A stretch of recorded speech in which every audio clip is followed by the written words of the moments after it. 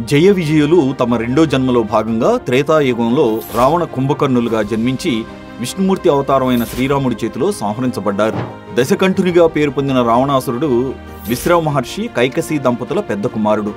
లంకాధిపతి అయిన అతడు పరమసాధ్వి శిరోమణి శ్రీరాముడి ధర్మపత్ని అయిన సీతమ్మ తల్లిని అపహరించి లంకానగరంలో బంధించి శ్రీరాముడితో శత్రుత్వం కొని తెచ్చుకున్నాడు. వానరరాజు సుగ్రీవుడు, అతి బలశాలి తన ప్రియభక్తుడు హనుమంతుడు, వేలాది వానర సైన్యం మద్దతుతో శ్రీరాముడు రావణ సంహారం చేసి సీతమ్మను రక్షించాడు.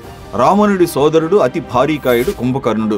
ఇతను ఇంద్రుని సింహాసనం అధిష్ఠించాలని బ్రహ్మను ప్రార్థిస్తూ ఘోర తపస్సు చేసినా ఇంద్రుని వలన వరం కోరుకోవడంలో తప్పిదం చేసి సింహాసనం బదులు గాఢ నిద్రను వరంగా పొందాల్సి వచ్చింది. ఆ విధంగా అతను 6 నెలలు తింటూ మిగతా 6 నెలలు గాఢ నిద్రలో ఉంటాడు. రామరావణ యుద్ధ సమయంలో తన సోదరుడు రావణుడికి మద్దతుగా యుద్ధంలో పాల్గొన్నాడు. ఇతని శక్తికి వానర సైన్యం మొత్తం అల్లకల్లోలమైంది. లక్ష్మణుడు, సుగ్రీవుడు వంటి యోధులు సైతం అతని ధాటికి తట్టుకోలేకపోయారు. చివరికి శ్రీరాముడి బాణాల ధాటికి కుంభకర్ణుడు మరణించాడు.